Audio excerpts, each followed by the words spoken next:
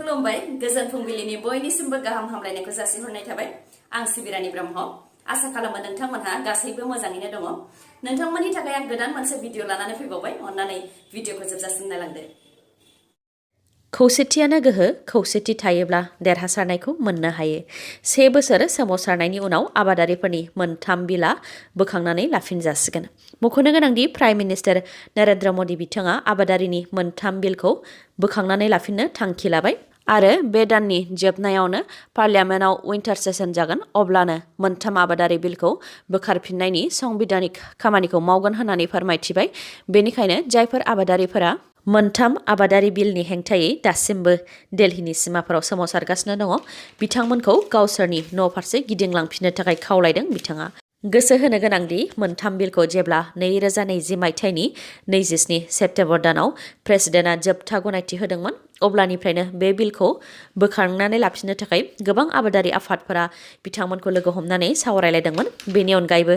लाख लाख आबादारिफोरा बेनि हेंथा सोमावसारदोंमोन जायनि थाखाय गोबां आबादारिफोरा जिउ खोमानो गोनां जादोंमोन अब्लाबो मिरु सरकारा आबादारिनि मोनथाम बिलखौ बोखांनानै लाफिनाखैमोन नाथाय बावैसो सिगां आसामजों लोगोसे मोनबा रायजोआव उफ्रा बिधानसभा बिसायख'थियाव बिजेपि दोलोआ आसामनि अनगायै गुबुन रायजोफोराव मोजां फिथाइ मोननो हायाखै बेनि उनावनो मोनथाम आबादारि बिलखौ बोखांनानै लाफिननो थांखि लानाया साननो गोनां जानानै फैदों बेनि अनगायैबो फैगौ बोसोराव मोनबा रायजोआव बिसायख'थि खुंजागोन मोनबानि मादाव पान्जाब इउपि आरो उत्तराखन्ड रायजोआव बिसायख'थिया खुंजागोन जाय रायजोफोराव आबादारिफोरा गोख्रोङै सोमावसारदों बेफोरनि अनगायैबो फैगासिनो दङ एमपिनि इलेक्शन भेरगाव बगफुरि बटाबारियाव गिख्रंथाव लामा जाब्रबथायजों सासे बर' सुबुंनि जिउ खहा मुङा रत्नेश्वर बर' 38 बोसोर बैसोनि खौरांनि बायदिब्ला रत्नेश्वर बर' बिथाङा खैराबारि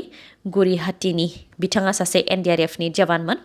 बिथाङा खैराबारियाव एटिएमआव फैदोंमोन नाथाय खैराबारि एटिएमआव रां गैयैलाय टंला फारसे थांदोंमोन बेयावनो बिथाङा हारसिङै एक्सिडेन्ट जानानै जिउ खहा जादों मिथिनाय बायदिब्ला रत्नेश्वर बर' बिथाङा बिसिजों लोगोसे सानै फिसाजो आरो सासे फिसाज्ला दंमोन प्रमद बर'नि थगायनायखौ रायजो राजाफ्रा नुगासिनो दङ आरो बेबायदि थगायबाय थायोब्ला प्रमद बर'खौ रायजो राजाफ्रा मासिनिफ्राय बोख्लायगोन बेखौ बुंथियो अल बिटिआर नन प्रभिन्सियेलाइज एलपि इउपि फोरोंगिरि आफादा बे आफादा मैया काजलगाव डिसि अफिसनि साखाथियाव गोख्रोङै खुद्रिसारनाय हाबाफारि लादोंमोन बे खुद्रिसारनाय हाबाफारियाव बाहागो लानानै बिथांमोनहा बिटिआरनि सिङाव थानाय गासैबो सोरखारि नङै फरायसालिफोरखौ 2021 मायथाइनि 30 डिसेम्बरनि गेजेरावनो सोरखारि खालामनानै होनो थाखाय दाबि खालामदों नङाब्ला 2024 मायथाइयाव बिटिसि बिसायख'थियाव बिटिसिनि मोनब्रैजि बियाबाव फोरोंगिरि गौथुमा साफा बिजाथि फसंगोन होननानै बुंथियो आरो जायफोर फोरोंगिरिफोरा दान बान्था मोनालासे रुंसारि जालांनांबाय एबा आजिरा मोनबाय बिथांमोननो 20 लाख रांनि अनसुंथाइ होनाय जागोन होननानैबो फोरमायथियो मानोना रुंसारि जानाय आरो आजिरा मोननाय फोरोंगिरिफोरनो 20 लाख रांनि अनसुंथाइ होनो थाखाय बिटिसि सरकारखौ खावलायदोंमोन नाथाय बिटिसि सरकारा बेनि फारसे एसेबो गोसो होआखै बेल' नङा प्रमद बर' बिथाङा बिसायख'थिनि समाव बिटिआरनि सिङाव थानाय सोरखारि नङै फरायसालिफोरखौ सोरखारि खालामनायनि खामानिखौ गिबि खेबावनो मावफुंनानै होगोन होननानैबो रादाय होदोंमोन नाथाय दिनैसिमबो बे खामानिखौबो मावाखै होननानै खुद्रिखाङो बिथांमोनहा गुबुन फारसेथिं प्रमद बर' बिथाङा सोरखारि नङै फरायसालिफोरखौ सोरखारि खालामनायनि खामानिया हाइ पावार कमिटिनि गेजेरजों जोबोद गोख्रैथिजों जागासिनो दं होननानै बुंथिबोबाय थादों नाथाय खामानिया सिङाव जामारदोंब्ला दिनैसिम मानो जायाखै होननानै सोंथि खालामनायजों लोगोसे हाइ पावार कमिटिया मावनाय खामानिफोरखौ रायजो राजाफोरनि गेजेराव दिन्थिनांगौ होननानैबो दाबि खालामबावो बिथांमोनहा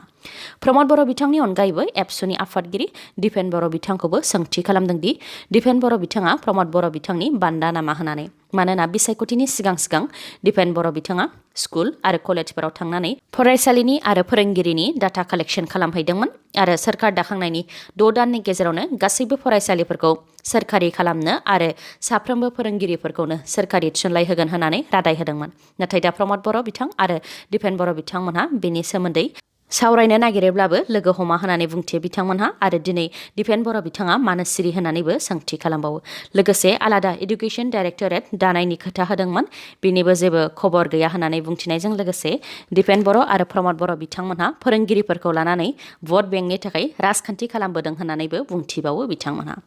बेनि अनगायैबो दिपेन बर' बिथांखौ राजखान्थिनिफ्राय गोजानाव थानो थाखाय बुंथियो बिथांमोनहा मानोना फरायसा आफादा मोनसे गोथार आफाद दिपेन बर'आ फरायसा आफादखौ गाज्रि लामा लामाजों दालांथों फरायसा आफादाव मैला नाङोब्ला दिफेन बर'खौ निमाहा होनाय जानाय नङा होननानैबो बुंथिबावो बिथांमोनहा। बिसायख'थिनि सानसे सिगां त्रिपुरायाव टिएमसि आरो बिजेपि दोलोनि मावथिफोरनि गेजेराव बुलायलायनाय जाथाय। त्रिपुरानि खौवाइ जिल्लायाव जानाय बे बुलायलायनाय जाथायाव 19 जोखोम जादों। 19नि मादाव 2आ पुलिस प्रशासन। Assistant inspector general of police Subrata Chakraborty बिथाङा फोरमायथिनाय बायदिब्ला टिएमसिनि मावथिफोरा प्रटेस्ट खालामै बिजेपिनि मावख'सिम थांदोंमोन। बेयावनो टिएमसि आरो बिजेपिनि मावथिफोरनि गेजेराव गिबियाव नांज्लायनाया जाग्रोयो, उनाव मोन्नैबो दोलोनि मावथिफोरनि गेजेराव बुलायलायनाया जादों, जायजों 19आ जोखोम जादों आरो 4आ एरेस्ट जादों। फोरमायथिबावनाय बायदिब्ला बे जाथाया मोनानि 9:30 रिंगासो समाव जादों। दा खौवाइ जिल्लानि 13, 14 आरो 15 वार्डआव सेक्सन 144बो होनाय जाबाय आरो बे जाथायनि सायाव पुलिस थानायाव 3 केस रेजिस्टार खालामनाय जाबाय होननानैबो फोरमायथिदों। दिनैसिम बिटिसिनि गाहाय प्रमद बर' बिथाङा खेबसेबो खौरां लानो फैयाखै होननानै खौरांगिरिनि सिगाङाव फोरमायथिबाय। आसाम पुलिसनि नंखाय एनकाउन्टारजों जिउ खोमानांनाय जोंसार मुसाहारिनि अनजालि बिसिया। लोगोसे बिथाङा फोरमायथिबावदों दि एक्स एनडिएबिनि केसफोरा दासिमबो बोखारजायैनि थाखाय गोबां जेंनायाव गोग्लैनानै दङ, जायनाखि जोंसार मुसाहारिनि बिसिया अरुणाचल प्रदेशनि चांलांआव केस दङ, बेनिखायनो दान मोनफ्रोमबो कर्टआव नुजाथि हैनांगौनि थाखाय सामन सफैयो आरो कर्टआव नुजाथि हैयाब्ला एरेस्ट खालामगोन होननानै हुमखि होनायलाय गोबां रां खरसा खालामनानैबाबो नुजाथि हैनो गोनां जायो होननानै फोरमायथिदों। गुबुन फारसेथिं फिसायनि डेथ सार्टिफिकेटखौबो दासिमबो मोननो हायाखै। नखरनि सोद्रोमाफोरखौ बायदि बायदि बुंनानै फिदिंबाय थायो होननानैबो बुंथिबावो। लोगोसे फोरमायथिबावदों दि जोंसार मुसाहारि थैनायनि उनाव गोबां आफादफोरानो खौरां लाफैदों, नाथाय बिटिसिनि गाहाय प्रमद बर' बिथाङा खेबसेबो नुजाथि फैयाखै आरो लेंहराखैबो होननानै। लोगोसे बिथाङा खनले बुंथिदों दि अरायजोर नङैनि थाखायनो बिटिसिनिफ्राय होनाय साख्रिखौ आजावनानै दिनैसिमबो लायाखै आरो जायनाखि आसाम सोरखारनि पुलिसा बिथांनि फिसायखौ गावथारदों, बेनिखायनो आसाम सोरखारनिफ्रायनो फिसाब्लाबो सोरखारि साख्रि नांगौ होननानै बुंथियो बिथाङा। जायफोरा गोदानै हाग्रा दानस्रांदों बिथांमोननो हाखौ होनाय जानाय नङा, नाथाय जायफोर सिगांनिफ्रायनो दङ बिथांमोनखौ होखारनाय जानाय नङा होननानै फोरमायथियो बिटिसिनि हाग्रा बिफाननि इएम रन्जित बसुमतारी बिथाङा। बिथाङा बुंथिदों दि बिटिआरनि सिङाव थानाय सोलोंथाइ गोनां लाइमोनफोरखौ माबोरै गावनि आथिङाव गसंहोनो हागोन, बेनि थाखाय प्रमद बर' बिथांजों दैदेनजानाय सोरखारा सिङाव नाजागासिनो दङ। बिनि थाखाय प्रमद बर' बिथाङा सिङाव प्रजेक्टनि थाखाय खामानि मावगासिनो दं होननानै फोरमायथियो। इउपिपिएल सोरखारा सोरखार दानाया 10 दानल' जादों, नाथाय रायजो राजाफ्रा 10 दानावनो गासैबो खामानिखौ मावजाजोबनो लुबैयो।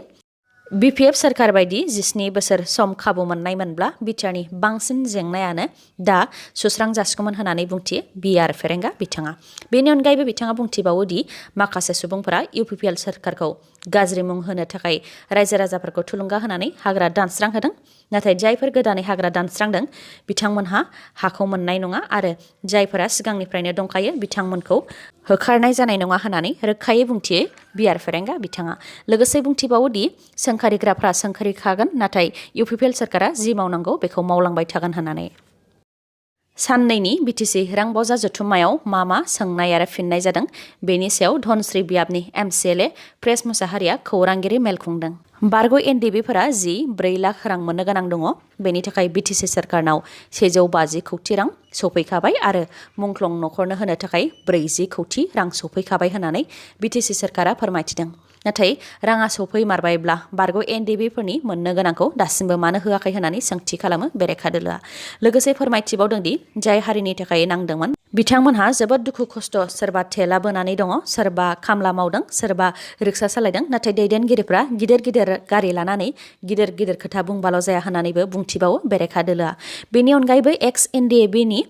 गं 320 मुंख्लं नखरनो आसाम सोरखार आरो भारत सोरखारनिफ्राय 5 लाख रां होनांगौ, बेखौ होनाय जाबाय होननानै फोरमायथिदों। बेखौ बेरेखा दोलोआ मुंजों लोगोसे पाब्लिक खालामनानै होनो थाखायबो खावलायदों। बेफोरनि अनगायैबो बिटिसिनि गुबुन डिपार्टमेन्टनि थाखाय साप्लाइनि मुङाव बिटिसि सोरखारा 180 कौटिनि बांसिन रां खरसा जाबाय होननानै फोरमायथिदों। 180 कौटि रांनि मादाव सोलोंथायाव 50 कौटि रां, एग्रिकालचाराव 21 कौटि रां, सावस्रि बिफानाव 35 कौटि 90 लाख 21 रोजा रां, WPT बिफानाव 37 कौटि 13 लाख 84 रोजा रां, PNRD बिफानाव 26 कौटि 76 लाख 65 रोजा रां, आरबान एरियानि जौगानायनि थाखाय 8 कौटि 44 लाख रां एनिमेल हासबेन्डारि डिपार्टमेन्टआव हांसोनि थाखाय 6 लाख आरो बोरमानि थाखाय 8 लाख रां नाथाय बेनि सायाव बेरेखा दोलोआ बुंथिदों दि जुदि बिटिसि सरकारनिफ्राय बेफोर बिफानाव बेबायदि रां बाहायनाय जादोंब्ला रायजो राजाफ्रा दिनैसिम मा मोननो हाखो होननानै सोंथि खालामो। बेफोरनि अनगायैबो बेरेखा दोलोआ बुंथिबावदों दि आरटिआइ फाइल खालामनानै मिथिनो मोन्दों पिएनआरडिआव दीपक मुसाहारि थिकादारनोनो उदालगुरि ब्लकनि सिङाव मोन 9 स्किम होदों जायनि बाजेटआ 11 कौटिनि बांसिन। सासे थिकादारनोनो मोन 9 बिथांखिखौ मावहोजोबोब्ला आरो मोनसे ब्लकआवनो 11 कौटिनि बांसिन टेन्डार अर्डार जायोब्ला बिटिआरनि गुबुन गुबुन ओनसोलफोराव माबोरै जौगानाया फैगोन होननानैबो सोंथि खालामो आरो बेयाव जाख्ल'नाय जानायनि सन्देह दं होननानैबो बुंथियो बेरेखा दोलोआ। बेफोरनि अनगायैबो बिटिआर गोरोबथा जानायनि सिगां बाजेटआव 671 कौटि 78 लाख रां मोननो हादोंमोन नाथाय दा बिटिआर गोरोबथा जाखांनायनि उनाव 602 कौटि 36 लाख रांल' मोननो हादों। बिटिआर गोरोबथानि गेजेरजों 1500 कौटि रां मोनदों होननानै सोरखारा बुंथिदोंमोन बे रांखौबो मोननो हायाखै बे मोनसे प्रजेक्ट प्रप'जालसो होननानैबो बुंथिबावो बेरेखा दोलोआ। दिनैनि भिडिअआ एसेनोसै गाबोन आरो गोदान भिडिअजों लोगो मोनफिनबावगोन। नोंथाङा दासिमबो आंनि चेनेलखौ साबस्क्राइब खालामाखैबा अन्नानै साबस्क्राइब खालामदो लोगोसे लाइक कमेन्ट आरो शेयार खालामनो दाबाव। गोजोन्थों।